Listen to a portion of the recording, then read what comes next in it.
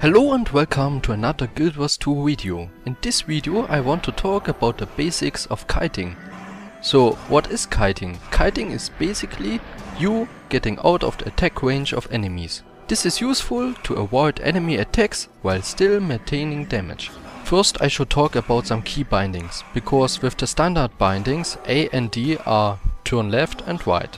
It is more useful to bind these to move left and right, because turning is much faster and more accurate with your mouse by holding the right mouse button.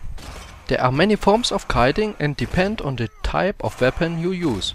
For melee weapons you want to get behind the enemy because he normally attacks what is in front of him.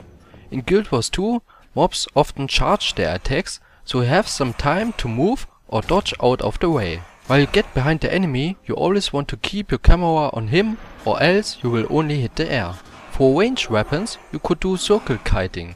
As the name suggests, you run in a circle. While doing so the enemy will follow you, but won't often get into melee range to hit you, but you can keep attacking him with your range skills.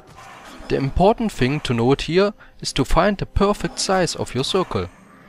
If your circle is too big, you will find the enemy too often to your left or to your right, where you might lose line of sight for your range attacks. Also, you could bump into another mob, which is not ideal.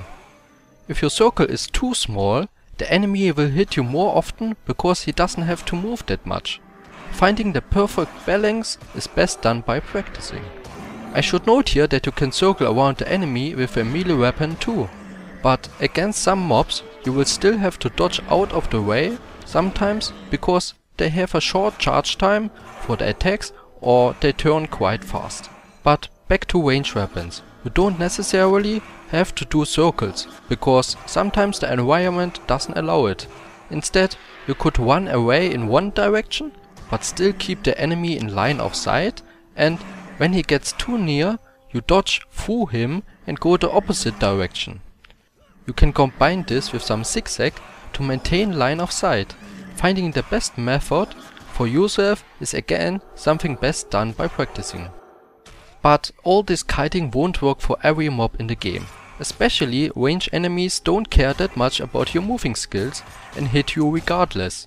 Avoiding range attacks is best done by dodging or hiding behind an obstacle. Speaking of obstacles, you should use the environment for your advantage. You can easily trick some mobs by getting to a higher position or by jumping over fences, for example.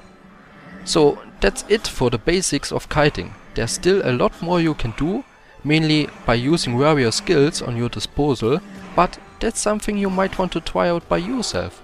Or maybe there will be another video which takes a closer look. We will see.